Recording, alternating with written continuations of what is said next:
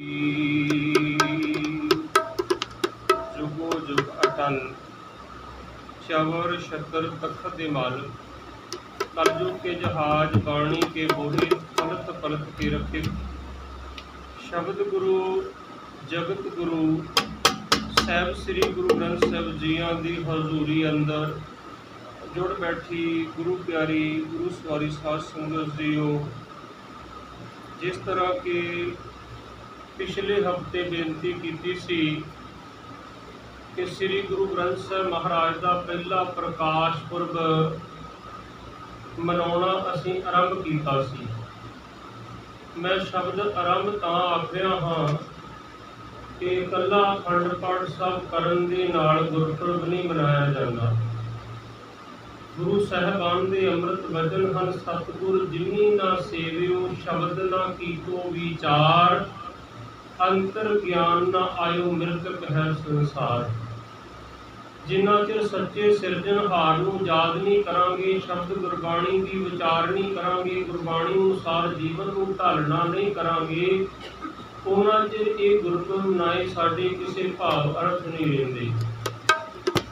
अज मैं किसी प्राणी नूं पुछ लवां जां कोई विद्वान कोई कथावाचक कीर्तनिया पुछे कि श्री गुरु ग्रंथ साहब का तुसीं पहला प्रकाश कहंदे हो कोई फिर दूजा भी होएगा। पहले प्रकाश का भाव अर्थ की है? पहला प्रकाश कदों मनाया जाता कदों तो आरंभ होया ते फिर पहली बार श्री गुरु ग्रंथ साहब की संपादना हुई ते फिर कलगीधर पातशाह नूं दोबारा क्यों जरूरत पई। अज किसी नूं ये पुछया जावे कि पहला प्रकाश कदों होया ते उहनूं उहदी तरीक डेट समा ही ना याद होवे कोई विद्वान ये गल आख दवे कि तुसीं इंसान नहीं पशुओं की न्यायी हो। साडा एकदम जवाब होएगा ज्ञानी जी तुहानूं किन्ने हक दिता सानूं पशु आखण दा। पर तुसीं सारे फौजी भाई बैठे हो असीं समझदे हां जो साडे कोल आदेश पास हुंदे हन वो जिस लेवल तो भी देश पास होण असल च आदेश उपरों ही आए हुंदे आ पर वो थल्ले वालियां दी ड्यूटी पास करन दी हुंदी है। असीं तुहानूं श्री गुरु ग्रंथ साहब महाराज दे उपदेश जिहड़े वो सुणाउने हन वो समझाउने साडी ड्यूटी लगी हुई है। श्री गुरु अमरदास पातशाह दे वचन हन जिन्नी सतगुर पुरख ना सेवियो शब्द ना कीतो विचार ओए मानस जून ना आखिया। गुरु अमरदास पातशाह कहते जेड़े मानस जन्म लैके सिरजनहार परमात्मा नूं कदे याद नहीं करते शब्द गुरबाणी की कदे विचार नहीं करते उन्हां नूं मनुख नहीं आखना चाहिए। ते आपां अपने हिरदे झात मारीए कि असीं अजे तक एक ओंकार तो लैके 18 10 20 तक की श्री गुरु ग्रंथ साहब का सहज पाठ किया। चाहिदा ते घट तो घट साल का एक सहज पाठ हर इंसान अपने वास्ते करे। इत्थे सहज पाठ करना एक पहला स्टैप है। गुरु साहब कहते फिर भी तू इंसान की कतार च खड़ा नहीं है। गुरबाणी आपां कहांगे रोज ही पढ़ते हैं गुरु साहब कहते फिर भी इंसान नहीं हो तुसीं। जिन्नी सतगुर पुरख ना सेवियो शब्द ना कीतो विचार जिन्हां ने शब्द गुरबाणी ते विचार नहीं कीती कोई मानस जून ना आखियन पशु ढोर गवार। वो पशुओं की न्यायी हैं। हुण असीं गुरु ग्रंथ साहब का पहला प्रकाश पुरब हर साल मनाई जाने आ पर सानू पता ही नहीं भाव अर्थ की है मनाउण दा। ते गुरमुख प्यारिओ फिर लाभ उहनूं होएगा जिन्हें अखंड पाठ की सेवा की होएगी जिन्हें गुरबाणी पढ़ी होएगी जिन्हें विचारी होएगी। सो आओ अज पहले प्रकाश पुरब के इतिहास नाल जुड़ना करिए। फिर आप जी के नाल मैं किसी दिन विचार करांगा। संपूर्णता दिवस वो भी निकल चुका है जदों गुरु गोबिंद सिंह साहब महाराज ने साबो की तलवंडी विखे भाई साहब भाई मनी सिंह नूं लिखारी ला के श्री गुरु ग्रंथ साहब की संपूर्णता करवाई सी। फिर आप अगे अक्तूबर के जिक्र करांगे गुरता गद्दी दिवस जदों श्री गुरु ग्रंथ साहब नूं गुरु गोबिंद सिंह साहब महाराज ने गुरियाई बख्शिश की सी। आओ इतिहास नाल जुड़िए मन बिरतियां करिए कागर कलगीधर पिता जी की बख्शी हुई फतेह की सांझ पाइए जी। बुलाओ फतेह जी। वाहिगुरु जी का खालसा वाहिगुरु जी की फतेह। एक दिवस प्रभ प्रातः काल। एक दिन श्री गुरु अर्जन देव पातशाह अमृत वेले सवेर दे वक्त एक दिवस प्रभ प्रातः काल दया भरे प्रभ दीन दयाल जह मन उपजी प्रगट्यो जग पंथ तह कारण कीचे अब ग्रंथ। श्री गुरु अर्जन देव साहब के मन के अंदर एक विचार उत्पन्न हुई कि खालसा पंथ प्रगट होना है ते पंथ की अगवाही वास्ते ग्रंथ की लोड़ है। इस करके श्री गुरु ग्रंथ साहब महाराज की संपादना सतगुरां ने करवाना की थी। मैं तुहानूं इस तो कुछ होर पिछे लैके चला कि असीं कहां कि गुरु अर्जन देव पातशाह ने संपादना की थी, ते जे उस तो भी पिछे चलीए तो गुरु नानक साहब महाराज नूं सिद्धा ने सवाल कीता सी, कौन गुरु किस काल तो चेला। कहते तेरा पंथ कदों तो आरंभ होया, तू जिहड़ा पंथ चलाया मारिया सिक्का जगत विच नानक निर्मल पंथ चलाया। आपां सारियां ने निर्मल पंथ दे पंथी बनना है। मारिया सिक्का जगत विच नानक निर्मल पंथ चलाया। पंथ दा मतलब हुंदा अर्थ हुंदा रास्ता, ते सतगुरु महाराज ने जिहड़ा निर्मल पंथ दा रस्ता चलाया है। जदों उन्हां पुछया कौन गुरु किस काल तो चेला, ते गुरु नानक साहब महाराज ने आख्या पवन आरंभ। उन्होंने कहा पवन तो ही आरंभता हुई, हुण पवन तो ही है ना, सा आया तो ये जीव है, इंसान है, मनुष्य है। जे सा नहीं आया तो कहते फलाना सिंह की डेड बॉडी है। पवन आरंभ सतगुर मत वेला शब्द गुरु सुरत गुण चेला। गुरु नानक साहब महाराज कहते संसार की उत्पत्ति जिहड़ी है असल दे विच पवन तो आरंभता हुई है। पवन आरंभ सतगुर मत वेला शब्द गुरु सुरत गुण चेला। कहते शब्द मेरा गुरु है ते शब्द दे विच सुरत दा टकाओ ही मैं गुरु दा सिख हां सेवक हां। आ बाबे नानक दा विआह पुरब चल रहा अचल बटाला साहब कंध साहब गुरुद्वारा साहब विखे बड़िया रौनकां चल रही बाबे नानक के विआह पुरब दियां भी ते श्री गुरु ग्रंथ साहब के पहले प्रकाश पुरब दियां आप सब संगतां नूं लख लख वधाइयां। गुरु नानक साहब का जदों आनंद कारज होया पहली वारे संसार के निर्मल पंथ के पांधी ने नवीं रीत चलाई सी। बाबे नानक पातशाह ने मूल मंत्र लिख के चौकी ते रख के उहदे दुआले परिक्रमा लईआं सी। ये जिहड़ा आनंद कारज की रस्म आ ये गुरु नानक साहब तो आरंभ हुई सी। रस्मी तौर पर जिहड़ी ये आनंद कारज की रस्म है, रस्मी तौर पर ये गुरु अर्जन देव पातशाह महाराज का पहली बार कि जिहड़ा लावां दा पाठ पढ़ के बाबा बुढ़ा साहब ने लावां पढ़ियां सी मोह पिंड दे विच आनंद कारज होया सी। पर उस तो पहला गुरु नानक साहब ने शब्द नूं गुरु मन लिया सी। पवन आरंभ सतगुर मत वेला शब्द गुरु सुरत गुण चेला। ते गुरु नानक साहब महाराज का पहला आपां इतिहास विच जो जिक्र पढ़ते हाँ, वैसे तो गुरबाणी नूं गुरु अर्जन देव पातशाह ने गुरता गद्दी तो पहला ही आख दिता सी, पोथी परमेश्वर का थान। पोथी जिहड़ा ये परमेश्वर का अस्थान है, इनू उच्ची जगह ते सत्कार नाल रखना है। ते गुरु रामदास पातशाह मोहर लाउंदे हन बाणी गुरु। गुरु है बाणी विच, बाणी अमृत सारे। बाणी विच की है? बाणी च सारे अमृत है, विच बाणी अमृत सारे। गुरबाणी कहे सेवक जन माने प्रतख गुरु निस्तारे। जिहड़ा प्रतख दर्शन हो जाते, जिहड़ा बाणी नूं गुरु मन लैंदा। किते गुरु अर्जन देव पातशाह ने इस बाणी के खजाने नूं प्यो दाते का खजाना भी आख्या, प्यो दाते का खोल डिठा खजाना। किते गुरु अर्जन देव पातशाह ने इस खजाने नूं एक थाल आख्या। आपां रोजाना पढ़ते हैं मदावणी महला पंजवां, थाल विच तीन वस्तु पई। तीन वस्तुआं पईआं इस गुरु ग्रंथ साहब थाल दे विच। हुण किहड़ी किहड़ी वस्तु है? सत संतोख विचारो। एक छोटा जिहा भेद रखिया सतगुरां ने, असीं एवें गिनती कर लैंदे सीधी, सत संतोख विचारो। इत्थे सच ते विचार है श्री गुरु ग्रंथ साहब दे विच, संतोख ते विचार है श्री गुरु ग्रंथ साहब महाराज दे विच। ਤੇ ਤੀਸਰੀ ਵਸਤੂ ਬੜੀ ਅਮੋਲਕ ਵਸਤੂ ਹੈ ਇਸ ਥਾਲ ਦੇ ਵਿੱਚ। ਉਹ ਕਿਹੜੀ ਵਸਤੂ ਹੈ? ਅੰਮ੍ਰਿਤ ਨਾਮ ਠਾਕਰ ਕਾ ਪਇਓ। ਜਿਹਨੂੰ ਲੋਕੀ ਲੱਭਦੇ ਫਿਰਦੇ, ਸੁਰ ਨਰ ਮੁਨ ਜਨ ਅੰਮ੍ਰਿਤ ਖੋਜਦੇ, ਸੋ ਅੰਮ੍ਰਿਤ ਗੁਰ ਤੇ ਪਾਇਆ। ਜਿਹੜਾ ਅੰਮ੍ਰਿਤ ਰੂਪੀ ਪਰਮਾਤਮਾ ਦਾ ਨਾਮ ਹੈ ਉਹ ਇਸ ਥਾਲ ਦੇ ਵਿੱਚ ਪਾਇਆ ਨਹੀਂ ਹੈ। ਅੰਮ੍ਰਿਤ ਨਾਮ ਠਾਕਰ ਕਾ ਪਇਓ, ਉਹ ਪਿਆ ਹੋਇਆ ਹੈ ਇਸ ਥਾਲ ਦੇ ਵਿੱਚ। ਜਿਸ ਕਾ ਸਬਸ ਆਧਾਰੋ, ਸਭ ਤੋਂ ਕੀਮਤੀ ਵਸਤੂ ਕਿਉਂ ਆਖਿਆ ਨਾਮ ਨੂੰ? ਜਿਹ ਮਾਤ ਪਿਤਾ ਸੁਤ ਮੀਤ ਨਾ ਭਾਈ। ਜਿੱਥੇ ਮਾਤਾ ਪਿਤਾ ਭੈਣ ਭਰਾ ਕੋਈ ਰਿਸ਼ਤਾ ਨਹੀਂ ਹੋਏਗਾ ਦੁਨੀਆ ਦਾ, ਮਨ ਉਹਾਂ ਨਾਮ ਤੇਰੇ ਸੰਗ ਸਹਾਈ। ਹੁਣ ਮਨ ਨੂੰ ਕਿਉਂ ਆਖਿਆ, ਤਨ ਨੂੰ ਕਿਉਂ ਨਹੀਂ ਆਖਦੇ? ਕਿਉਂਕਿ ਤਨ ਤੇ ਕਿਸੇ ਨੇ ਸਾੜ ਦੇਣਾ, ਕਿਸੇ ਨੇ ਦਫਨਾ ਦੇਣਾ, ਕਿਸੇ ਨੇ ਰੋੜ ਦੇਣਾ। ਇਹ ਤੇ ਇੱਥੇ ਪੰਜਾਂ ਤੱਤਾਂ 'ਚ ਵਿਲੀਨ ਹੋ ਜਾਣਾ। ਤੇ ਮਨ ਦੇ ਨਾਲ ਸੰਬੰਧ ਹੈ ਉਹ ਮਾਲਕ ਦੀ ਜੋਤ ਦਾ, ਮਨ ਦੇ ਨਾਲ ਸੰਬੰਧ ਹੈ ਉਸ ਨਾਮ ਦਾ।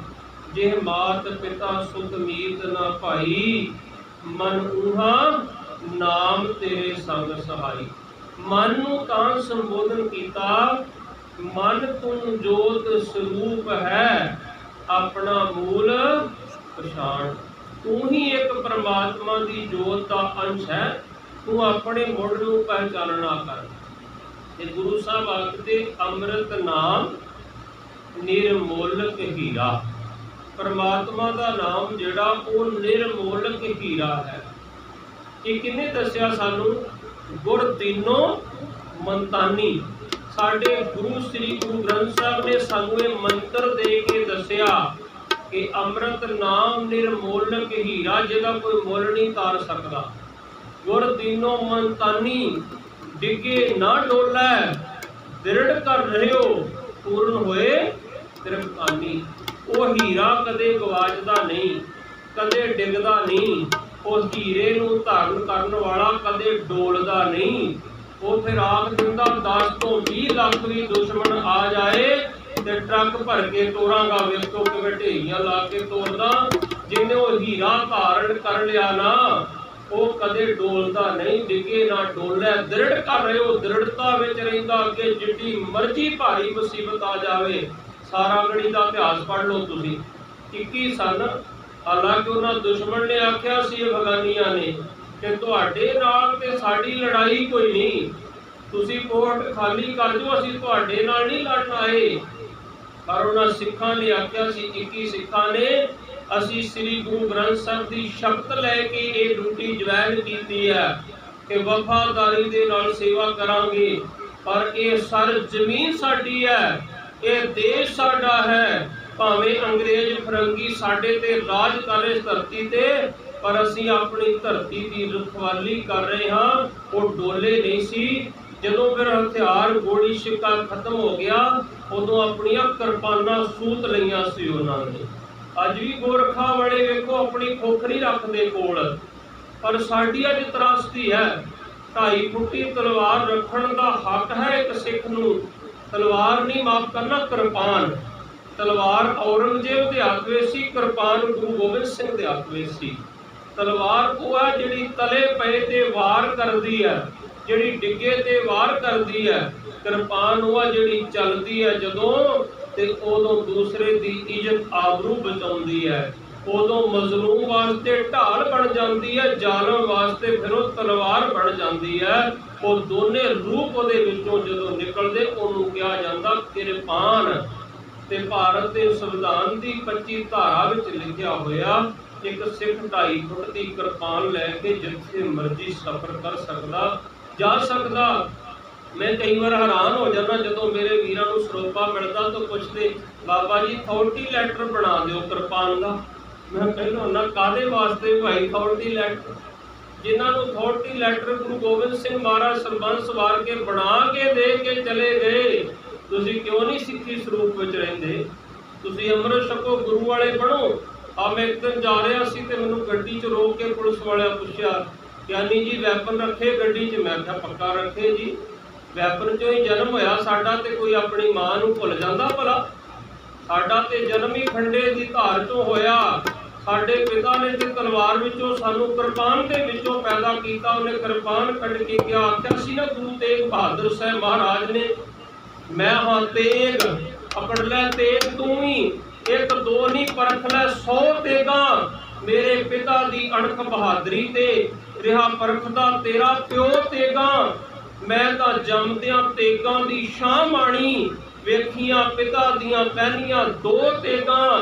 ਮੈਨੂੰ ਲਕਵਾ ਹੈ ਤੇਗ ਬਹਾਦਰੀ ਦਾ, ਮੇਰੇ ਸਾਵੇ ਨਹੀਂ ਸਕਦੀਆਂ ਲੱਖਾਂ ਹੋ ਤੇਗਾਂ। ਅੱਗੇ ਵੇਖ ਲਈ ਆਉਣ ਵਾਲੇ ਭਵਿੱਖ ਅੰਦਰ, ਮੇਰੇ ਗੋਬਿੰਦ ਨੇ ਵਾਹੁਣੀਆਂ ਉਹ ਤੇਗਾਂ। ਉਹਦੀ ਤੇਗ ਚੋਂ ਜਿਹੜੀ ਤੇਗ ਨਿਕਲੂ, ਤੇਰੀਆਂ ਲੱਖਾਂ ਲਊਗੀ ਖੋ ਤੇਗਾਂ। ਸਤਿ ਸ੍ਰੀ ਅਕਾਲ। ਗੁਰੂ ਗੋਬਿੰਦ ਸਿੰਘ ਸਾਹਿਬ ਦੀ ਤੇਗ ਚੋਂ ਕਿਹੜੀ ਤੇਗ ਨਿਕਲੀ ਫਿਰ? ਉਹਨਾਂ ਤੇਗ ਮਿਆਨੋਂ ਧੂ ਕੇ ਕਿਹਾ, ਇੱਕ ਸਿਰ ਚਾਹੀਦਾ, ਮੇਰੀ ਤੇਗ ਬੜੀ ਪਿਆਸੀ ਹੈ। ਫਿਰ ਕਿਹਾ ਇੱਕ ਸਿਰ ਹੋਰ ਚਾਹੀਦਾ, 5 ਸਿਰਾਂ ਦੀ ਮੰਗ ਕੀਤੀ। ਉਹ ਜਿਹੜੀ ਗੁਰੂ ਗੋਬਿੰਦ ਸਿੰਘ ਦੀ ਤੇਗ ਚੋਂ ਤੇਗ ਨਿਕਲੀ ਸੀ ਨਾ, ਚੱਪੜ ਚਿੜੀ ਦੇ ਮੈਦਾਨ ਦੇ ਅੰਦਰ ਉਹ ਜੇਦੇ ਦੀਆਂ ਲੱਖਾਂ ਤੇਗਾਂ ਉੱਥੇ ਖੁੰਡੀਆਂ ਹੋ ਗਈਆਂ ਸਨ। ਸੋ ਸਾਡਾ ਤੇ ਜਨਮ ਹੀ ਸ਼ਸਤਰ ਵਿੱਚੋਂ ਹੋਇਆ ਹੈ। ਜਦੋਂ ਪੁੱਛਿਆ, ਕਹਿੰਦੇ 2 ਕਿਰਪਾਨਾਂ ਰੱਖੀਆਂ। ਮੈਂ ਕਿਹਾ ਗਲਤੀ ਹੋ ਗਈ ਆ। ਕਹਿੰਦੇ ਕਾਹਦੇ ਵਾਸਤੇ? ਮੈਂ ਕਿਹਾ 2 ਬੱਚੇ ਵੀ ਨਾਲ ਸੀ, ਇਹਨਾਂ ਦੀਆਂ ਘਰ ਰਹਿ ਗਈਆਂ, ਉਹ ਲੈ ਕੇ ਨਹੀਂ ਆਉਂਦੀਆਂ। 4 ਰੱਖਣ ਦਾ ਹੱਕ ਹੈ ਮੈਨੂੰ ਸੰਵਿਧਾਨ ਦੀ 25 ਧਾਰਾ ਵਿੱਚ। 4 ਮੈਂਬਰ ਅਸੀਂ ਬੈਠੇ ਗੱਡੀ 'ਚ, ਅਸੀਂ 4 ਕਿਰਪਾਨਾਂ ਰੱਖ ਸਕਦੇ, ਇਸ ਕਰਕੇ ਮੈਂ 2 ਰੱਖੀਆਂ। ਸੌਰੀ, ਇਸ ਦੀ ਮੈਂ ਮਾਫੀ ਚਾਹੁੰਦਾ ਹਾਂ। ਕਹਿੰਦੇ ਜੀ ਨਹੀਂ, ਵੈਪਨ ਲੈ ਕੇ ਜਾ ਨਹੀਂ ਸਕਦੇ। ਮੈਂ ਕਿਹਾ ਲਿਖ ਕੇ ਦਿਓ ਇੱਥੇ। ਫਿਰ ਉਹਨਾਂ ਦਾ ਵੱਡਾ ਜਿਹੜਾ ਅਫਸਰ ਬੈਠਾ ਸੀ ਕਹਿੰਦਾ ਨਹੀਂ ਜੀ, ਹੱਕ ਹੈ ਉਹਨਾਂ ਨੂੰ, ਜਾ ਸਕਦੇ, ਜਾਓ ਜੀ ਗਿਆਨੀ ਜੀ ਜਾਓ। ਜਦੋਂ ਤੁਹਾਨੂੰ ਆਪਣਾ ਹੱਕ ਨਹੀਂ ਪਤਾ ਹੋਏਗਾ ਨਾ, ਉਦੋਂ ਗੁਰਮੁਖ ਪਿਆਰਿਓ ਤੁਸੀਂ ਹਰ ਸੁਵਿਧਾ ਤੋਂ ਵਾਂਝੇ ਰਹਿ ਜਾਓਗੇ। ਗੁਰੂ ਨਾਨਕ ਸਾਹਿਬ ਜਦੋਂ ਮੱਕੇ ਗਏ ਨਾ, ਗੁਰੂ ਮਹਾਰਾਜ ਗੁਰਬਾਣੀ ਦਾ ਕਿੰਨਾ ਸਤਿਕਾਰ ਕਰਦੇ ਸੀ। ਆਸਾ ਹੱਥ ਕਿਤਾਬ ਕਸ਼, ਪੂਜਾ ਬਾਂਗ ਮਸੱਲਾ ਧਾਰੀ। ਉਦੋਂ ਵੀ ਗੁਰੂ ਨਾਨਕ ਸਾਹਿਬ ਮਹਾਰਾਜ ਦੇ ਕੋਲ ਹੱਥ ਦੇ ਵਿੱਚ ਇੱਕ ਡੰਡਾ ਸੀ। ਆਪਾਂ ਪਹਿਲਾਂ ਵਿਸ਼ਾ ਜ਼ਿਕਰ ਕਰ ਚੁੱਕੇ ਹਾਂ। ਜਿਹੜੇ ਕਈ ਆਖਦੇ ਨਾ ਗੁਰੂ ਨਾਨਕ ਨੇ ਕਿਰਪਾਨ ਨਹੀਂ ਚੁੱਕੀ, ਗੁਰੂ ਨਾਨਕ ਨੇ ਸ਼ਸਤਰ ਨਹੀਂ ਚੱਕਿਆ। ਆਪਾਂ ਪਹਿਲਾਂ ਜ਼ਿਕਰ ਕਰ ਚੁੱਕੇ ਹਾਂ ਕਿ ਗੁਰੂ ਨਾਨਕ ਸਾਹਿਬ ਸ਼ਸਤਰਧਾਰੀ ਸੀ। ਜੋ ਮਰਜ਼ਾਦਾ ਗੁਰੂ ਨਾਨਕ ਸਾਹਿਬ ਨੇ ਚਲਾਈ, 10 ਪਾਤਸ਼ਾਹੀਆਂ ਨੇ ਉਸੇ ਤੇ ਜ਼ੋਰ ਦਿੱਤਾ। ਜੇ ਗੁਰੂ ਨਾਨਕ ਸਾਹਿਬ ਨੇ ਆਖਿਆ ਕਿਰਤ ਕਰੋ, ਤੇ 10ਵੇਂ ਜਾਮੇ 'ਚ ਗੁਰੂ ਗੋਬਿੰਦ ਸਿੰਘ ਮਹਾਰਾਜ ਨੇ ਆਖਿਆ ਮੈਨੂੰ ਜਲ ਛਕਾਓ ਕੋਈ। ਤੇ ਇੱਕ ਨੌਜਵਾਨ ਬੱਚਾ ਪਾਣੀ ਦਾ ਬਾਟਾ ਲੈ ਕੇ ਆਇਆ। ਤੇ ਆਪਾਂ ਸਕੂਲ ਦੀਆਂ ਕਿਤਾਬਾਂ 'ਚ ਵੀ ਪੜ੍ਹਦੇ ਹੁੰਦੇ ਹਾਂ, ਹੱਥੀ ਮਖਮਲ ਵਾਂਗ ਦੇਣ ਦਿਖਾਈ। ਮਖਮਲ ਵਾਂਗ ਉਸ ਬਾਲਕ ਦੇ ਕੂਲੇ ਹੱਥ ਵੇਖੇ ਗੁਰੂ ਗੋਬਿੰਦ ਸਿੰਘ ਮਹਾਰਾਜ ਨੇ, ਤੇ ਹੱਥ ਪਕੜ ਕੇ ਆਖਿਆ ਬੱਚਾ ਕੀ ਕੰਮ ਕਰਦਾ? ਕਹਿੰਦਾ ਜੀ ਕੰਮ ਕਾਰ ਨਹੀਂ ਮੈਂ ਕੋਈ ਕਰਦਾ, ਨੌਕਰ ਚਾਕਰ ਮੇਰੇ ਕੋਲ ਬਥੇਰੇ ਕੰਮ ਕਾਜ ਉਹ ਕਰਦੇ ਸਾਰਾ। ਕਹਿੰਦੇ ਮੇਰਾ ਸਾਰਾ ਕੰਮ ਨੌਕਰ ਕਰਦੇ ਆ। ਤੇ ਮੇਰੇ ਸ਼ਹਿਨਸ਼ਾਹ ਨੇ ਪਾਣੀ ਦਾ ਬਾਟਾ ਥੱਲੇ ਰੱਖ ਦਿੱਤਾ ਸੀ। ਉਹਨਾਂ ਕਿਹਾ ਸਿੱਖੀ ਦਾ ਸਿਧਾਂਤ ਹੀ ਪਹਿਲਾ ਇਹ ਆ, ਕਿਰਤ ਕਰੋ। ਜੇ ਤੂੰ ਕਿਰਤ ਨਹੀਂ ਕਰਦਾ ਤੇ ਮੈਂ ਤੇਰੇ ਹੱਥੋਂ ਪਾਣੀ ਦਾ ਲੋਟਾ ਨਹੀਂ ਛਕ ਸਕਦਾ। ਸੋ ਗੁਰੂ ਨਾਨਕ ਸਾਹਿਬ ਮਹਾਰਾਜ ਦੇ ਬਚਨ ਹਨ, ਜੋ ਤੋ ਪ੍ਰੇਮ ਖੇਲਣ ਕਾ ਚਾਓ, ਸਿਰ ਧਰ ਤਲੀ ਗਲੀ ਮੇਰੀ ਆਓ।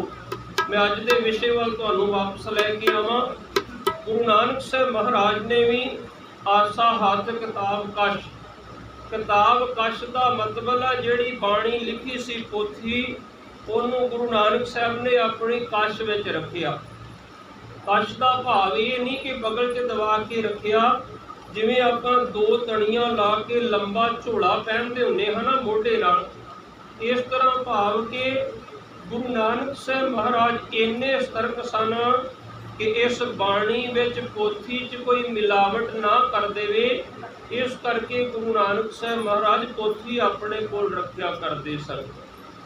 ਅੱਜ ਸਮਾਂ ਆ ਗਿਆ 5ਵੀਂ ਪਾਤਸ਼ਾਹੀ ਦਾ।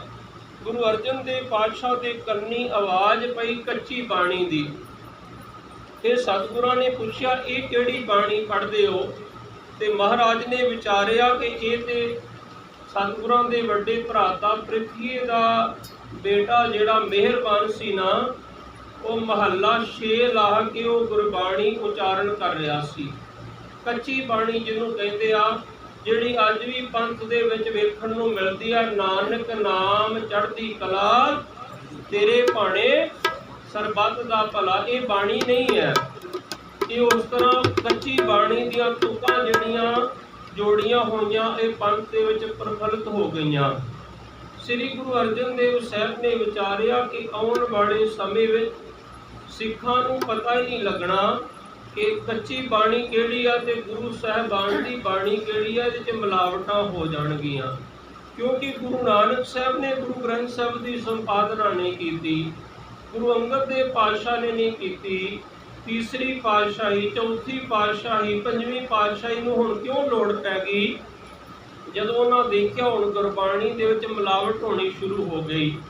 ਏਕ ਦਿਵਸ ਪ੍ਰਾਤਹਿ ਕਾਲ, ਦਇਆ ਭਰੇ ਪ੍ਰਭ ਦੀਨ ਦਿਆਲ, ਜਹ ਮਨ ਉਪਜੀ ਪ੍ਰਗਟਿਓ ਜਗ ਪੰਥ, ਤਹ ਕਾਰਨ ਕੀਚੇ ਅਬ ਗ੍ਰੰਥ। ਜਿਹੜਾ ਸਿੱਕਾ ਗੁਰੂ ਨਾਨਕ ਨੇ ਮਾਰਿਆ ਸੀ ਨਾ, ਗੁਰੂ ਅਰਜਨ ਦੇਵ ਪਾਤਸ਼ਾਹ ਮਹਾਰਾਜ ਕਹਿੰਦੇ ਉਹ ਪੰਥ ਪ੍ਰਗਟ ਹੋਣਾ ਮਾਰਿਆ ਸਿੱਕਾ, ਜਗਤ ਵਿੱਚ ਨਾਨਕ ਨਿਰਮਲ ਪੰਥ ਚਲਾਇਆ। ਤੇ ਸਤਿਗੁਰ ਕਹਿੰਦੇ ਪੰਥ ਦੀ ਅਗਵਾਈ ਲਈ ਗ੍ਰੰਥ ਦੀ ਲੋੜ ਹੈ। ਸਤਿਗੁਰਾਂ ਨੇ ਬ੍ਰਹਮ ਗਿਆਨੀ ਬਾਬਾ ਬੁੱਢਾ ਜੀ ਨੂੰ, ਭਾਈ ਗੁਰਦਾਸ ਜੀ ਨੂੰ, ਗੁਰੂ ਅਮਰਦਾਸ ਸਾਹਿਬ ਦੇ ਸੁਪੁੱਤਰ ਬਾਬਾ ਮੋਹਨ ਜੀ ਕੋਲ ਗੋਇੰਦਵਾਲ ਸਾਹਿਬ ਭੇਜਿਆ ਕਿ ਪਹਿਲੇ 4 ਪਾਤਸ਼ਾਹੀਆਂ ਦੀਆਂ ਪੋਥੀਆਂ ਉਹਨਾਂ ਕੋਲ ਪਈਆਂ ਲੈ ਕੇ ਆਓ। ਮੋਹਨ ਜੀ ਨੇ ਦੇਣ ਤੋਂ ਇਨਕਾਰ ਕਰ ਦਿੱਤਾ। ਫਿਰ ਸ੍ਰੀ ਗੁਰੂ ਅਰਜਨ ਦੇਵ ਸਾਹਿਬ ਗੁਰਬਾਣੀ ਦਾ ਇੰਨਾ ਸਤਿਕਾਰ ਕਰਦੇ ਸੀ, ਆਪ ਗੋਇੰਦਵਾਲ ਸਾਹਿਬ ਪਹੁੰਚੇ, ਨੰਗੇ ਪੈਰ ਚੱਲ ਕੇ ਗੁਰਬਾਣੀ ਦੀਆਂ ਪੋਥੀਆਂ ਲੈਣ ਗਏ। ਤੇ ਉੱਥੇ ਜਾ ਕੇ ਮੋਹਨ ਦਾ ਚੁਬਾਰਾ ਸੀ, ਚੁਬਾਰੇ ਦੇ ਹੇਠਾਂ ਖੜ ਕੇ ਗੁਰੂ ਸਾਹਿਬ ਨੇ ਸ਼ਬਦ ਉਚਾਰਿਆ ਸੀ, ਗੌੜੀ ਮਹੱਲਾ ਪੰਜਵਾਂ, ਮੋਹਨ ਤੇਰੇ ਉੱਚੇ ਮੰਦਰ ਮਹਿਲ ਅਪਾਰਾ, ਮੋਹਨ ਤੇਰੇ ਸੋਹਣ ਦਵਾਰ ਜਿਉ ਧਰਮਸ਼ਾਲਾ, ਸੰਤ ਧਰਮਸ਼ਾਲਾ, ਧਰਮਸਾਲ ਅਪਾਰ ਦਿਆਰ, ਠਾਕੁਰ ਸਦਾ ਕੀਰਤਨ ਗਾਵੇ, ਜਹ ਸਾਧ ਸੰਤ ਇਕੱਤਰ ਹੋਵੇ, ਤਹਾਂ ਤੁਝੇ ਧਿਆਵੇ, ਕਰ ਦਇਆ ਮਇਆ ਦਿਆਲ ਸੁਆਮੀ, ਹੋ ਦੀਨ ਕਿਰਪਾਰਾ, ਬਿਨਵੰਤ ਨਾਨਕ ਦਰਸ ਪਿਆਸੇ, ਮਿਲ ਦਰਸ਼ਨ ਸੁਖ ਸਾਰਾ। ਜਦੋਂ ਇਹ ਸ਼ਬਦ ਉਚਾਰਿਆ, ਸ਼ਬਦ ਤੇ ਗੁਰੂ ਸਾਹਿਬ ਨੇ ਅਕਾਲ ਪੁਰਖ ਵਾਸਤੇ ਉਚਾਰਿਆ ਸੀ ਕਿ ਮੋਹਨ ਤੇਰੇ ਤੇ ਦਰਬਾਰ ਬੜੇ ਉੱਚੇ ਹਨ, ਤੇਰੇ ਦਰ ਤੇ ਸੰਤ ਆਉਂਦੇ ਉਹ ਖਾਲੀ ਨਹੀਂ ਜਾਂਦੇ। ਤੇ ਉਸ ਮੋਹਨ ਨੂੰ ਠੋਕਰ ਮਾਰੀ ਸਤਿਗੁਰਾਂ ਨੇ ਕਿ ਮੋਹਨ ਤੂੰ ਵੀ ਆਪਣਾ ਨਾਮ ਤੇ ਰੱਬ ਵਰਗਾ ਰਖਵਾਇਆ ਹੋਇਆ ਹੈ, ਫਿਰ ਤੇਰੇ ਦਰ ਤੋਂ ਭਾਈ ਗੁਰਦਾਸ ਸਾਹਿਬ ਜੀ ਤੇ ਬਾਬਾ ਬੁੱਢਾ ਜੀ ਸੰਤ ਖਾਲੀ ਕਿਵੇਂ ਪਰਤ ਗਏ? ਇਹ ਠੋਕਰ ਲੱਗੀ ਤੇ ਉਤਰ ਕੇ ਹੇਠਾਂ ਆਏ, ਸਤਿਕਾਰ ਦੇ ਨਾਲ ਸ੍ਰੀ ਗੁਰੂ ਅਰਜਨ ਦੇਵ ਸਾਹਿਬ ਨੂੰ ਚੁਬਾਰੇ 'ਚ ਲੈ ਕੇ ਗਏ, ਕੋਲ ਬਿਠਾਇਆ। 3 ਦਿਨ ਗੁਰੂ ਅਰਜਨ ਦੇਵ ਸਾਹਿਬ ਗੋਇੰਦਵਾਲ ਸਾਹਿਬ ਰੁਕੇ। ਸਤਿਗੁਰਾਂ ਨੇ ਇੱਕ ਪਾਲਕੀ ਤਿਆਰ ਕਰਵਾਈ ਮੋਹਨ ਜੀ ਨੂੰ ਆਪ ਕਰਕੇ, ਪਾਲਕੀ ਵਿੱਚ ਪੋਥੀਆਂ ਸੁਸ਼ੋਭਿਤ ਕੀਤੀਆਂ। ਦੇਖੋ ਅਜੇ ਤੱਕ ਗੁਰੂ ਗ੍ਰੰਥ ਸਾਹਿਬ ਨੂੰ ਗੁਰਤਾ ਗੱਦੀ ਨਹੀਂ ਸੀ ਪ੍ਰਦਾਨ ਹੋਈ, ਪਰ ਸਤਿਕਾਰ ਗੁਰੂ ਦਾ ਸੀ, ਬਾਣੀ ਗੁਰੂ, ਗੁਰੂ ਹੈ ਬਾਣੀ। ਪੋਥੀਆਂ ਨੂੰ ਸੁਸ਼ੋਭਿਤ ਕਰਕੇ ਆਪ ਨੰਗੇ ਪੈਰ ਚੱਲ ਕੇ ਅੰਮ੍ਰਿਤਸਰ ਸਾਹਿਬ ਪਹੁੰਚੇ। ਤਕਰੀਬਨ 1 ਸਾਲ ਦਾ ਸਮਾਂ ਲੱਗਿਆ। 9 ਮਹੀਨੇ 9 ਘੜੀਆਂ 9 ਪਲ ਦਾ ਜ਼ਿਕਰ ਵੀ ਆਉਂਦਾ, ਭਾਵ ਕਿ ਤਕਰੀਬਨ ਸਾਲ ਕੁ ਦਾ ਸਮਾਂ ਲੱਗਿਆ। 1 ਸਾਲ ਦੇ ਵਿੱਚ ਗੁਰੂ ਗ੍ਰੰਥ ਸਾਹਿਬ ਮਹਾਰਾਜ ਤਿਆਰ ਹੋਇਆ। 15 ਅਗਸਤ ਨੂੰ ਇਹ ਗ੍ਰੰਥ ਦੀ ਸੰਪੂਰਨਤਾ ਹੋ ਚੁੱਕੀ ਸੀ, ਪਰ ਅਜੇ ਜਿਲਦ ਵੱਜਣੀ ਬਾਕੀ ਸੀ, ਤਤਕਰਾ ਲਿਖਣਾ ਬਾਕੀ ਸੀ। ਸਾਰੀ ਸੰਪੂਰਨਤਾ ਕਰਕੇ ਅਗਸਤ ਦਾ ਐਂਡ ਵਿੱਚ ਸਮਾਪਤ ਹੋ ਗਈ, ਸੰਪੂਰਨਤਾ ਹੋ ਗਈ ਅਗਸਤ 1604 ਦੇ ਵਿੱਚ। ਹੁਣ ਵਕਤ ਆ ਗਿਆ ਕਿ ਹੁਣ ਇਸ ਗ੍ਰੰਥ ਦਾ ਪ੍ਰਕਾਸ਼ ਕਰਨਾ ਹੈ।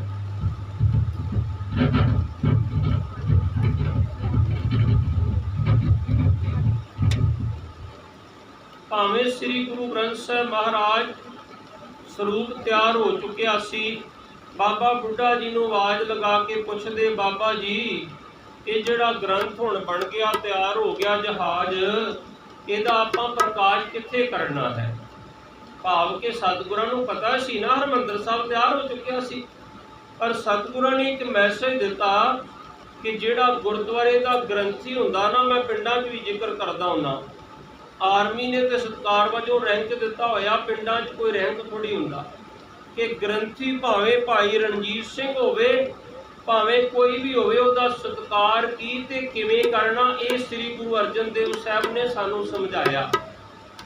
ਹਰਿਮੰਦਰ ਸਾਹਿਬ ਬਣ ਕੇ ਤਿਆਰ ਹੋ ਗਿਆ, ਫਿਰ ਵੀ ਪੁੱਛਦੇ ਆ ਬਾਬਾ ਬੁੱਢਾ ਜੀ ਪ੍ਰਕਾਸ਼ ਕਿੱਥੇ ਕਰੀਏ?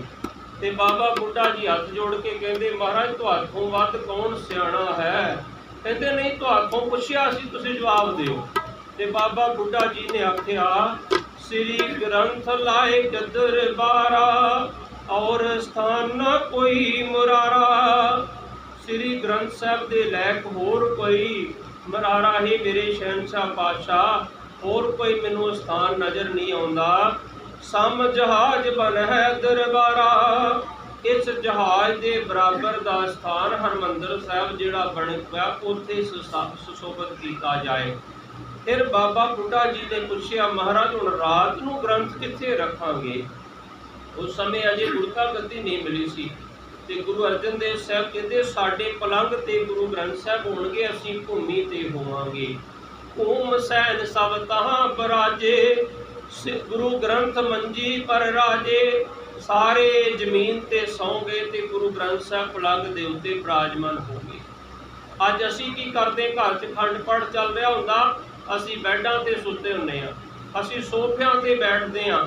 ਜਦੋਂ ਸ੍ਰੀ ਗੁਰੂ ਗ੍ਰੰਥ ਸਾਹਿਬ ਗ੍ਰਹਿ ਵਿਖੇ ਆ ਜਾਣ, ਉਦੋਂ ਇੱਕ ਹੀ ਇੱਥੇ ਮਰਜ਼ਾਦਾ ਹੈ, ਜਿਹੜਾ ਕੀਰਤਨੀਆ ਜਥਾ, ਕਥਾ ਵਾਲਾ ਜਥਾ ਹੈ, ਗੁਰੂ ਦੀ ਵਡਿਆਈ ਗਾਉਣ ਵਾਲਾ ਹੈ, ਉਹਦੀ ਸਟੇਜ ਲੱਗ ਸਕਦੀ ਦਰਬਾਰ ਦੇ ਅੰਦਰ ਗੁਰੂ ਦੀ ਵਡਿਆਈ ਕਰਨ ਵਾਸਤੇ। ਇਹਦੇ ਕਈ ਕਾਰਨ ਮੈਂ ਆਪ ਨਾਲ ਫਿਰ ਵਿਚਾਰ ਕਰਾਂਗਾ।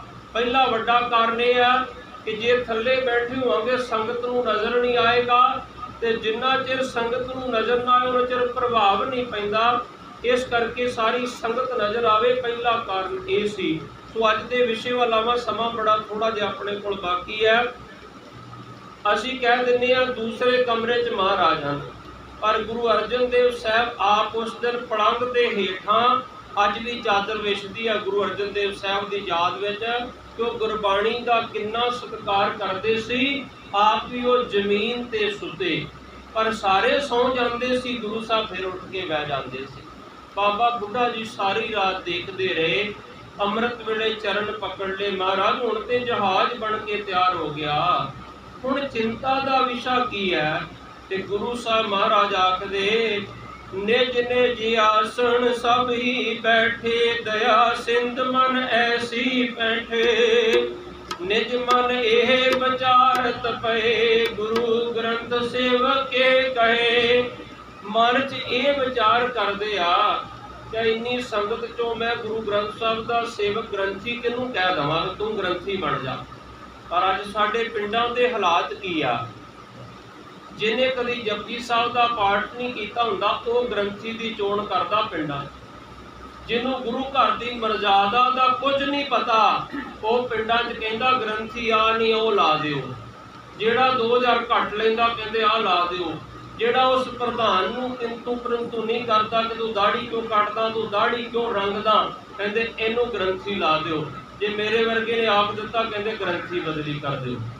ਸੋ ਗੁਰੂ ਅਰਜਨ ਦੇਵ ਪਾਤਸ਼ਾਹ ਮਹਾਰਾਜ ਵਿਚਾਰਦੇ ਆ ਸਾਰੀ ਰਾਤ ਕਿ ਗ੍ਰੰਥੀ ਕਿਹਨੂੰ ਲਾਇਆ ਜਾਵੇ। ਇੱਕ ਸ਼ਹਿਨशाह ਨੂੰ ਸਾਰੀ ਰਾਤ ਸੋਚਣਾ ਪਿਆ। ਕਿਉਂ ਸੋਚਣਾ ਪਿਆ? ਉਹਦੇ ਅੰਤਰਜਾਮੀ ਆ, ਗੁਰੂ ਅਰਜਨ ਪ੍ਰਤੱਖਹਾਰ ਹੈ।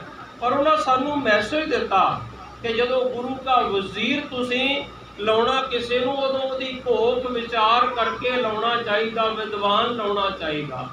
ਆਰਮੀ ਜਦੋਂ ਗ੍ਰੰਥੀ ਸਿੰਘ ਦੀ ਸੇਵਾ ਨਿਯੁਕਤ ਕਰਦੀ ਆ ਨਾ, ਬੜੇ ਸੂਈ ਦੇ ਨੱਕੇ 'ਚੋਂ ਲਗਾਉਂਦੀ। ਮੈਂ ਇਹ ਗੱਲ ਆਖਦਾ ਕਿ ਗੁਰੂ ਅਰਜਨ ਦੇਵ ਪਾਤਸ਼ਾਹ ਮਹਾਰਾਜ ਵਾਲੀ ਮਰਜ਼ਾਦਾ ਨੂੰ ਕੋਈ ਫੋਲੋ ਨਹੀਂ, ਹੋਰ ਤੇ ਨਹੀਂ ਕਰ ਸਕਦਾ ਇੰਨੀ ਸੀਰੀਅਸਲੀ, ਲੇਕਿਨ ਆਰਮੀ ਕੋਸ਼ਿਸ਼ ਕਰਦੀ ਹੈ ਕਿ ਉਸੇ ਮਰਜ਼ਾਦਾ ਦੇ ਅਨੁਸਾਰ ਗ੍ਰੰਥੀ ਨੂੰ ਨਿਯੁਕਤ ਕਰਨਾ, ਉਸੇ ਮਰਜ਼ਾਦਾ ਦੇ ਨਾਲ ਗ੍ਰੰਥੀ ਨੂੰ ਸਤਿਕਾਰ ਦਿੰਦੀ ਜੋ ਉਹ ਆਰਮੀ ਦਿੰਦੀ ਹੈ ਇਸ ਦੁਨੀਆ ਦੇ ਵਿੱਚ। ਜਿੱਥੇ ਮਰਜ਼ੀ ਦੇਖ ਲਓ, ਭਾਵੇਂ ਸ਼੍ਰੋਮਣੀ ਕਮੇਟੀ ਵੇਖ ਲਓ, ਉਹ 10,000 ਗ੍ਰੰਥੀ ਨੂੰ ਫੜਾ ਦਿੰਦੀ ਆ। ਫਿਰ ਉਹ ਜਾਂ ਤੇ 3 ਵੀਲਰ ਚਲਾਉਂਦਾ ਹੁੰਦਾ ਜਾਂ ਸਕੂਲ ਬੱਸ ਤੇ ਕਿਤੇ ਕੈਲੰਡਰ ਜਾਂਦਾ ਹੁੰਦਾ। ਇਸ ਕਰਕੇ ਸਾਡੀ ਅੱਜ ਤਰਾਸਦੀ ਹੈ ਗੋਲਕਾਂ 'ਚ ਬੜੀ ਮਾਇਆ ਚੜ੍ਹਦੀ ਆ, ਪਰ ਜਿਹਨੇ ਆਪਣੇ ਪੰਥ ਦੇ ਵਿਦਵਾਨ ਨਹੀਂ ਸੰਭਾਲੇ, ਆਗੂ ਨਹੀਂ ਸੰਭਾਲੇ, ਉਹ ਤੁਹਾਡੇ ਬੱਚਿਆਂ ਨੂੰ ਕੀ ਸੇਧ ਦੇਣਗੇ। 10 ਪੜ੍ਹੇ ਨੂੰ ਕੋਈ ਪੀਐਨ ਨਹੀਂ ਲਾਉਂਦਾ। ਆਪਾਂ ਪਿੰਡਾਂ 'ਚ ਕਹਿੰਦੇ ਕੋਈ ਨਹੀਂ, ਇਹ 500 ਰੁਪਇਆ ਘੱਟ ਲੈ ਲੂਗਾ, ਹੌਲੀ ਹੌਲੀ ਜਪਜੀ ਸਾਹਿਬ ਕਰਨਾ ਸਿੱਖ ਲਊਗਾ। ਉਹ ਹੌਲੀ ਹੌਲੀ ਸਿੱਖੂਗਾ ਤੇ ਤੁਹਾਨੂੰ ਕਦੋਂ ਗੁਰਬਾਣੀ ਦੀ ਸੇਧ ਦਊਗਾ, ਤੁਹਾਡੇ ਬੱਚਿਆਂ ਨੂੰ ਕਦੋਂ ਸਿਖਾਉਣਾ ਕਰੂਗਾ। ਸਾਡੀ ਤਰਾਸਦੀ ਆ, ਮੈਂ ਇਸ ਪਲਟਨ 'ਚ ਆ ਕੇ ਜਦੋਂ ਪੁੱਛਣਾ ਸ਼ੁਰੂ ਕੀਤਾ ਸੀ ਨਾ, ਹਰ ਮੈਦਾਨ ਫਤਿਹ ਦਾ ਕੀ ਅਰਥ, ਕਹਿੰਦੇ ਪਤਾ ਨਹੀਂ। ਦੇਗ ਤੇਗ ਫਤਿਹ ਕੀ ਪਤਾ ਨਹੀਂ। ਵਾਹਿਗੁਰੂ ਜੀ ਕਾ ਖਾਲਸਾ ਵਾਹਿਗੁਰੂ ਜੀ ਕੀ ਫਤਿਹ ਦਾ ਕੀ ਅਰਥ ਆ, ਪਤਾ ਨਹੀਂ। ਨਾਮ ਨਮਕ ਨਿਸ਼ਾਨ ਕੀ ਆ, ਪਤਾ ਨਹੀਂ। ਪਤਾ ਕੌਣ ਦੱਸੇਗਾ, ਜਦੋਂ ਅਸੀਂ ਚੋਣ ਹੀ ਉਸੇ ਤਰ੍ਹਾਂ ਦੀ ਕਰਦੇ ਆ ਨਾ, ਤੇ ਗੁਰਮੁਖੋ ਫਿਰ ਪਤਾ ਕਿਹਨੇ ਦੱਸਣਾ ਸਾਨੂੰ। ਗੁਰੂ ਅਰਜਨ ਦੇਵ ਸਾਹਿਬ ਮਹਾਰਾਜ ਨੇ ਫਿਰ ਇੱਥੇ ਵਿਚਾਰ ਕੀਤੀ। 2 ਸਿੱਖਾਂ ਦਾ ਨਕਸ਼ਾ ਸਾਹਮਣੇ ਸੀ। ਇੱਕ ਭਾਈ ਸਾਹਿਬ ਭਾਈ ਗੁਰਦਾਸ ਸਾਹਿਬ, ਜਿਨ੍ਹਾਂ ਨੇ ਗੁਰੂ ਗ੍ਰੰਥ ਸਾਹਿਬ ਦਾ ਸਰੂਪ ਲਿਖਿਆ ਸੀ, ਤੇ ਇੱਕ ਦੂਸਰੇ ਪਾਸੇ ਸਨ ਬ੍ਰਹਮ ਗਿਆਨੀ ਬਾਬਾ ਬੁੱਢਾ ਜੀ, ਜਿਨ੍ਹਾਂ ਦਾ ਜੀਵਨ ਗੁਰਬਾਣੀ ਬਣ ਚੁੱਕਿਆ ਸੀ, ਜਿਨ੍ਹਾਂ ਨੇ ਸੇਵਾ ਕੀਤੀ ਸੀ। ਤੇ ਗੁਰੂ ਸਾਹਿਬ ਨੇ ਆਖਿਆ ਲਿਖਣ ਵਾਲੇ ਨੂੰ ਨਹੀਂ, ਢਾਲਣ ਵਾਲੇ ਨੂੰ ਇਹ ਸੇਵਾ ਦਿੱਤੀ ਜਾਏ। ਹੁਣ ਇਹਦਾ ਭਾਵ ਇਹ ਨਾ ਸਮਝ ਲਿਓ ਕਿ ਭਾਈ ਗੁਰਦਾਸ ਸਾਹਿਬ ਦਾ ਜੀਵਨ ਨਹੀਂ ਸੀ, ਜੀਵਨ ਸੀ, ਪਰ ਉਸ ਸਮੇਂ ਸਭ ਤੋਂ ਸ਼੍ਰੋਮਣੀ ਸਿੱਖਾਂ ਵਿੱਚ ਜੀਵਨ ਸੀ, ਤੇ ਉਹ ਸੀ ਕਿਸੇ ਦਾ ਬ੍ਰਹਮ ਗਿਆਨੀ ਬਾਬਾ ਬੁੱਢਾ ਜੀ ਦਾ। ਨਾਨਕ ਪ੍ਰਕਾਸ਼ ਦੇ ਬਚਨ ਹਨ, 4 ਗੁਰ ਸੇਵਾ ਕੀਓ ਪਾਇਓ ਪਰਮ ਨਿਦਾਨ, ਸੇਵਕ ਕੀਏ ਬਸਤ ਹੈ ਸ੍ਰੀ ਮੁਖ ਕੀਓ ਮੁਖਿਆਨ। 4 ਗੁਰੂ ਸਾਹਿਬਾਨ ਦੀ ਸੇਵਾ ਕੀਤੀ ਹੈ ਇਹਨੇ ਮਹਾਨ ਪਦਵੀ ਨੂੰ ਪਾਇਆ ਹੈ। ਸਾਡੇ ਤੋਂ ਪਹਿਲਾਂ ਗੁਰੂ ਅਰਜਨ ਦੇਵ ਸਾਹਿਬ ਕਹਿੰਦੇ 4 ਗੁਰੂਆਂ ਦੀ ਸੇਵਾ ਬਾਬਾ ਜੀ ਕਰ ਚੁੱਕੇ ਹਨ। ਇਹ ਸੇਵਾ ਕਰਨ ਵਾਲੇ ਦਾ ਸਥਾਨ ਹੈ। ਪਰ ਸਾਡੇ ਹਾਲਾਤ ਕਿਹੋ ਜਿਹੇ ਆ, ਪੋਸਟ ਪਾ ਲੈਂਦੇ ਆ, ਪਦਵੀ ਪਾ ਲੈਣੀ ਤੇ ਆਖਣਾ ਰਣਜੀਤ ਸਿੰਘ ਕਰ ਲਈ ਸਵੇਰੇ ਨਿਤਨੇਮ, ਸ਼ਾਮਾਂ ਨੂੰ ਕਰ ਲਿਓ ਰਹਿਰਾਸ ਸਾਹਿਬ। ਨਹੀਂ ਭਾਈ, ਗੁਰੂ ਸਾਹਿਬ ਕਹਿੰਦੇ ਸੇਵਾ ਕਰਨ ਵਾਲੇ ਦਾ ਇਹ ਸਥਾਨ ਹੈ। ਮੈਂ ਇੱਕ ਬੇਨਤੀ ਕਰਦਾ ਹੁੰਦਾ ਸਟੇਜਾਂ ਤੇ, ਜਿਹੜਾ ਗ੍ਰੰਥੀ ਸਿੰਘ ਨਿਤਨੇਮ ਦੀ ਸੇਵਾ ਆਪ ਕਰਦਾ ਨਾ, 5 ਬਾਣੀਆਂ ਸਵੇਰੇ ਤੇ ਸ਼ਾਮ ਦੇ ਵੇਲੇ, ਰਹਿਰਾਸ ਸਾਹਿਬ, ਕੀਰਤਨ ਸੋਹਲਾ, ਤੇ 2 ਟਾਈਮ ਜਿਸ ਦੇ ਸੀਸ ਤੇ ਸ੍ਰੀ ਗੁਰੂ ਗ੍ਰੰਥ ਸਾਹਿਬ ਬਿਰਾਜਮਾਨ ਹੁੰਦੇ ਆ ਨਾ, ਉਹ ਕੋਈ ਵੀ ਅਰਦਾਸ ਕਰ ਦੇਗਾ ਸੰਗਤ ਵਿੱਚ, ਉਹ ਗੁਰੂ ਨੂੰ ਮੰਨਣੀ ਪੈ ਜਾਂਦੀ ਹੈ।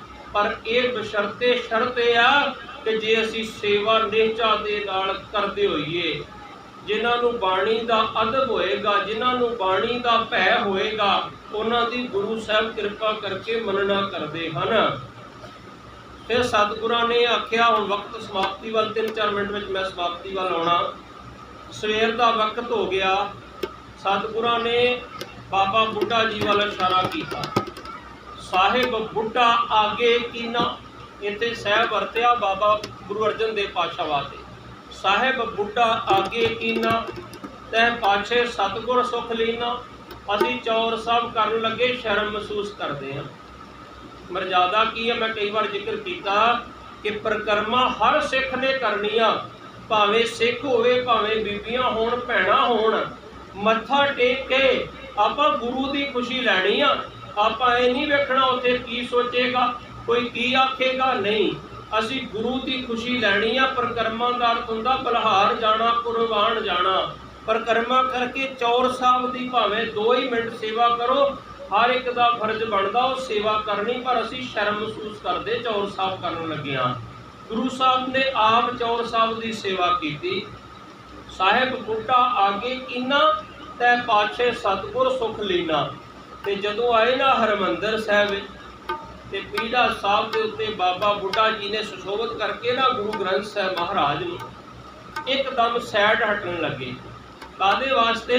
ਕਿ ਹੁਣ ਇੱਥੇ ਜੋ ਵੀ ਅਗਲੀ ਕਾਰਵਾਈ ਕਰਨਗੇ, ਹੁਕਮਨਾਮਾ ਸਾਹਿਬ ਲੈਣਗੇ, ਉਹ ਗੁਰੂ ਅਰਜਨ ਦੇਵ ਸਾਹਿਬ ਆਪ ਹੀ ਤੇ ਲੈਣਗੇ। ਇਹ ਸੋਚ ਰਹੇ ਸੀ ਨਾ ਕਿ ਗੁਰੂ ਤੇ ਆਪ ਹੀ ਆ, ਪਰ ਗੁਰੂ ਸਾਹਿਬ ਨੇ ਤੇ ਸਨਮਾਨ ਸਤਿਕਾਰ ਦੇਣਾ ਸੀ। ਸਤਿਗੁਰਾਂ ਨੇ ਆਖਿਆ ਬੁੱਢਾ ਸਾਹਿਬ। ਇੱਥੇ ਸਾਹਿਬ ਸ਼ਬਦ ਵਰਤਿਆ ਬਾਬਾ ਬੁੱਢਾ ਸਾਹਿਬ ਲਈ। ਤੇ ਅਸੀਂ ਪਿੰਡਾਂ 'ਚ ਕਹਿੰਦੇ ਬਾਬਾ ਇੱਧਰ ਆ ਜਾ, ਉਹ ਪੰਡਤ ਇੱਧਰ ਆ ਜਾ, ਉਹ ਮੌਲਵੀ ਇੱਧਰ ਆ ਜਾ। ਪਰ ਕਿਸੇ ਧਰਮ ਦੇ ਆਗੂ ਦਾ, ਵਿਦਵਾਨ ਦਾ ਕੀ ਸਤਿਕਾਰ ਹੁੰਦਾ? ਪੁੱਛੋ ਸ੍ਰੀ ਗੁਰੂ ਅਰਜਨ ਦੇਵ ਸਾਹਿਬ ਕੋਲ। ਹਰਿਮੰਦਰ ਸਾਹਿਬ 'ਚ ਬਹਿ ਕੇ ਕਹਿੰਦੇ ਬੁੱਢਾ ਸਾਹਿਬ, ਖੋਲੋ ਗ੍ਰੰਥ, ਲਿਓ ਆਵਾਜ਼, ਸੁਨੇ ਸਭ ਪੰਥ, अदब संग ग्रंथ जब खोला, ले आवाज बुढ़ा मुख बोला। सूही महला पंजवा, संतां के कारज आप खलोया, हर काम करावने आया राम। विशा समाप्ति वाला। मैं तुहाडे नाल होर भी 3-4 बंदियां दा जिक्र करना। जदों गुरबाणी लिखी गई ना, 30 रागां विच बाणी सी उस आदि ग्रंथ दे विच, ते तकरीबन 35 महापुरुषां दी गुरबाणी सी। 36वें महापुरुष वे गुरु तेग बहादुर साहब दी 10वें पातशाह ने कीती। इस संपूर्णता दिवस ते मैं आप नाल विस्तार नाल विचार करांगा अगले विषय दी। होर भी बड़े आए, महाराज साडी भी बाणी लिखो। गुरु महाराज कहते एक लैन सारे बह जाओ। एक एक नूं बुलाया। कान्हा जी आए, कहते जी मेरी बाणी लिखो। कहते बोलो की लिखिया तुसी? कहते ओ हीरे मैं ओ हीरे, जाको वेद पुराण सब गावे, खोजन खोज न कोई रे। कहते मैं तो वही हाँ जिन्हों वेद ते पुराण सारे गाउंदे, कोई खोज ही नहीं सकिया। सतगुर कहते नहीं, पासे हो जा, तेरे अंदर ते मैं हंकार है।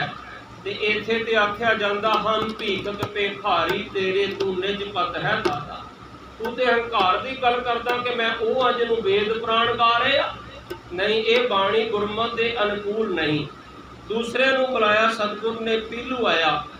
पीलू आखदा पीलू असां नालों से भले, जमदिया जो मुए। कहते साडे नालों चंगे जिन्हां दा जन्म ही नहीं होया, मां दे गर्भ च जिन्हां दी मौत हो गई। गुरु साहब महाराज कहते क्यों? कहते ओना चिकड़ पावना थोड़िया ना अलूद पे। उन्होंने ये माया का चिकड़ लग्या ही नहीं, जिवें दे आए उवें दे चले गए। सतगुर कहते ये गुरमत के अनुकूल नहीं है। आत्म हत्या कर लैनी, सुसाइड कर लेना, ये जन्म ते मरण उस मालक के हथ विच है।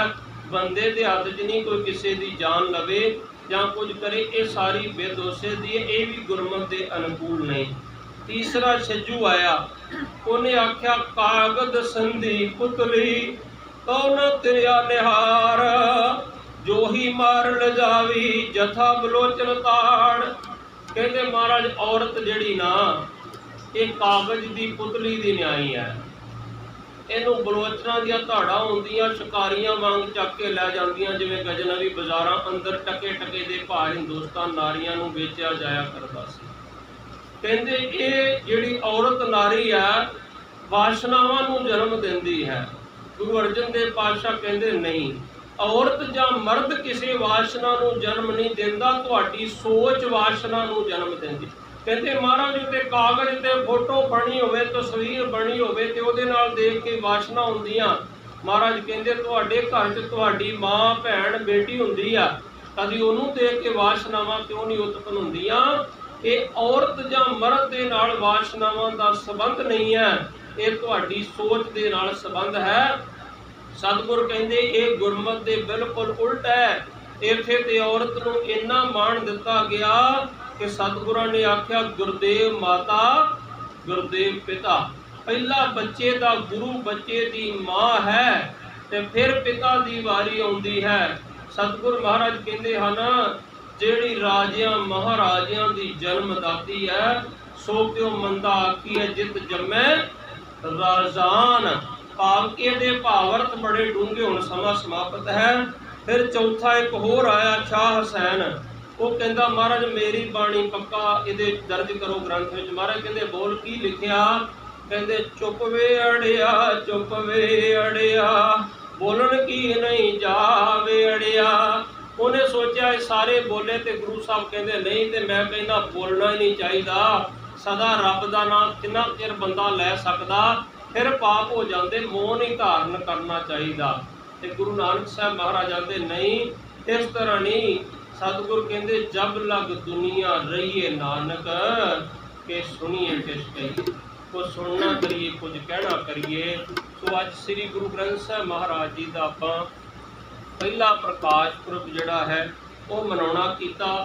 होर भी 3-4 पुरब निकल चुके हैं। भाई गुरदास साहब के बचन हैं, कुरबानी तिन्ना गुरसिखां भाऊ भगत कर गुरपुरब करंदे। उन्हां गुरसिखां को कुरबान हाँ बलिहार हाँ जिहड़े भावना करके गुरपुरब मनाया करते हैं।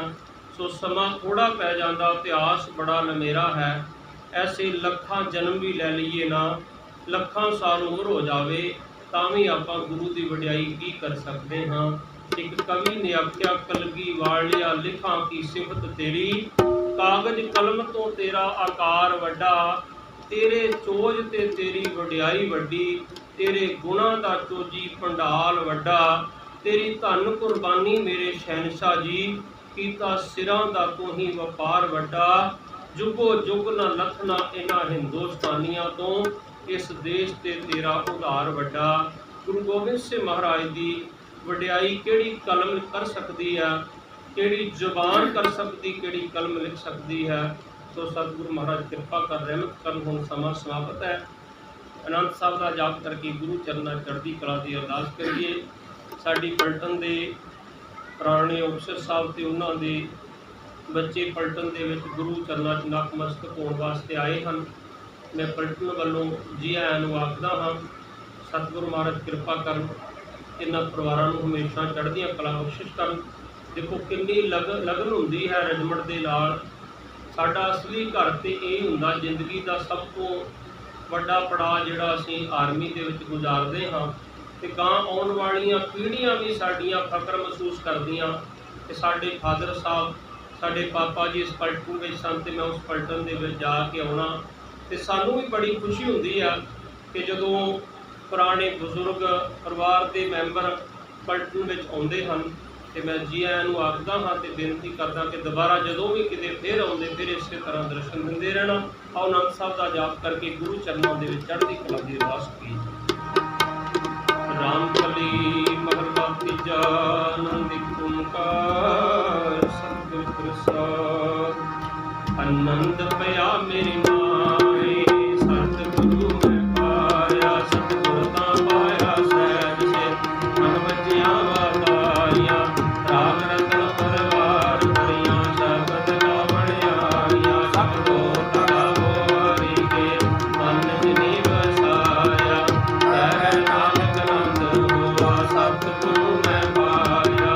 ਏ ਮਨ ਮੇਰਿਆ ਤੂੰ ਸਦਾ ਰਹੁ ਹਰ ਨਾਲ, ਹਰ ਨਾਲ ਰਹੋ ਮਨ ਮੇਰੇ, ਰੂਪ ਸਭ ਵਿਸਾਰਨਾ, ਅੰਗੀਕਾਰੋ ਕਰੇ ਤੇਰਾ ਕਾਰਜ ਸਭ ਸਵਾਰਨਾ, ਸਭਨਾ ਮਨਾ ਸਮਰੱਥ ਸੁਆਮੀ, ਸੋ ਕਿਉ ਮਨੋ ਵਿਸਾਰੇ, ਕਹਿ ਨਾਨਕ ਮਨ ਮੇਰੇ ਸਦਾ ਰਹੋ ਹਰ ਨਾਲੇ, ਸਾਚੇ ਸਾਹਿਬਾਂ ਕਿਆ ਨਹੀਂ ਕਰਦੇ ਰਹਿ, ਕਰਤਾ ਮੇਰਾ ਸਭ ਕਿਛ ਹੈ, ਜਿਸ ਤੇਰੇ ਸੋ ਪਾਵੇ, ਸਦਾ ਸਿਫਤ ਸਲਾਹ ਤੇਰੀ, ਨਾਮ ਮਨ ਵਸਾਵੇ, ਨਾਮ ਜਿਨ ਕੈ ਮਨ ਵਸਿਆ, ਵਾਜੇ ਸ਼ਬਦ ਕੜੇਰੇ, ਕਹਿ ਨਾਨਕ ਸੱਚੇ ਸਾਹਿਬ ਕਿਆ ਨਹੀਂ ਕਰਦੇ ਰਹਿ, ਸਾਚਾ ਨਾਮ ਮੇਰਾ ਆਧਾਰ, ਸਾਚ ਨਾਮ ਆਧਾਰ ਮੇਰਾ, ਜਿਨ ਧੋਖਾ ਸਭ ਗਵਾਈ, ਪ੍ਰਸਾਦ ਸਭ ਭਲਿਆਈ ਵਸਿਆ, ਜਿਨ ਨਿਰਚਾ ਸਭ ਪਜਾਈ, ਸਦਾ ਕੁਰਬਾਨ ਕੀਤਾ ਗੁਰ ਵਟੋ, ਜਿਸ ਦੀਆਂ ਇਹ ਵਡਿਆਈਆਂ, ਕਹਿ ਨਾਨਕ ਸੁਣੋ ਸੰਤੋ ਸਬਦ ਕਰੋ ਪਿਆ, ਸਾਚਾ ਨਾਮ ਮੇਰਾ ਆਧਾਰ, ਵਾਜੇ ਪੰਜ ਸ਼ਬਦ ਵਿਕਾਰ ਸੁਭਾਈ, ਰਸ ਪਾਕੇ ਸ਼ਬਦ ਵਾਜੇ, ਕਾਲਾ ਜਿਤ ਕਰਵਾਰੀਆ, ਪੰਜ ਦੋਖ ਵਸ ਕੀਤੇ, ਕਾਲ ਕੰਠ ਗੁਰ ਕਰਮ ਪਾਇਆ, ਗੋਜਨ ਗੋਸੇ ਨਾਮ ਕਹਿ ਲਾਗੀ, ਕਹਿ ਨਾਨਕ ਤੈ ਸੁਖੋਆ, ਤਿਤ ਕਰ ਆਨੰਦਵਾਈ, ਆਨੰਦ ਸੁਨੋ ਬੜ ਭਾਗਿਓ, ਸਗਲ ਮਨੋਰਥ ਪੂਰੇ, ਹਰਿ ਨਾਮ ਪ੍ਰਭਾਇਆ, ਉਤਰੇ ਸਗਲ ਵਸੂਰੇ, ਦੋਹਰੋ ਸੰਤਾਪ, ਸੋਹਣੀ ਸੱਚੀ ਬਾਣੀ, ਸੰਤ ਸਾਜਨ ਗਏ ਸਰਸੇ, ਤੇ ਜਾਣੀ ਸੁਣਦੇ ਪ੍ਰੀਤ ਦੇਵ, ਸਤਿਗੁਰ ਭਰਪੂਰ, ਗਨਵੰਤ ਨਾਨਕ ਗੁਰ ਚਰਨ, ਵਾਜੇ ਗਣਵੰਤ ਗੁਰ ਸਲੋ, ਪਵਨ ਗੁਰੂ ਬਾਣੀ ਪਿਤਾ, ਮਾਤਾ ਧਰਮ ਪਾਤ, ਤਿਨ ਸਰਾਪ ਨਿਤਾਈ ਦਾਇਆ, ਖੇਲੇ ਸਗਲ ਜਗਤ, ਤਿਗੇ ਆਈਆਂ ਬੁਰਿਆਈਆਂ, ਵਾਜੈ ਧਰਮ ਦੂਰ, ਕਰਮੀ ਆਪੋ ਆਪਣੀ, ਖੇਡੇ ਕੈ ਦੂਰ, ਜਿਨੀ ਨਾਮ ਧਿਆਇਆ, ਗਏ ਵਸਿ